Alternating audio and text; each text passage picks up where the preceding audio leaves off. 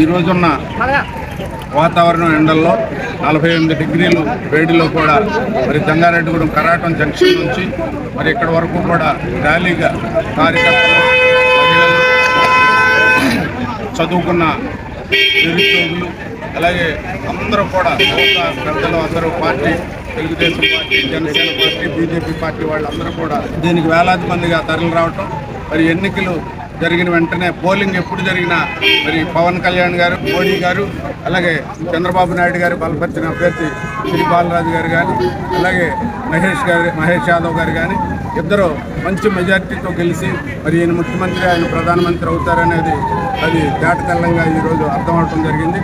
Opposition పార్టీకి డిపాజిట్లు రావనేది కూడా ఈ జనాన్ని చూసి ఎండలో వాళ్ళకు కూడా అర్థమవుతుంది.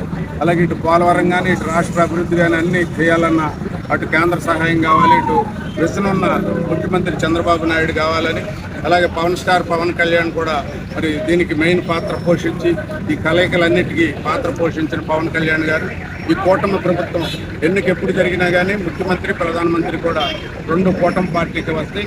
దాని ద్వారా రాబోయే తరాల అభివృద్ధి జరుగుతుందని వారు వన్ సైడే ఉందని సర్వేలన్నీ కూడా వాళ్ళు చెప్తున్నాయి. బాలరాజు కూడా మంచి మెజార్టీతో గెలుస్తాడు, ఎంపీ గారు కూడా మంచి మెజార్టీతో గెలుస్తారు.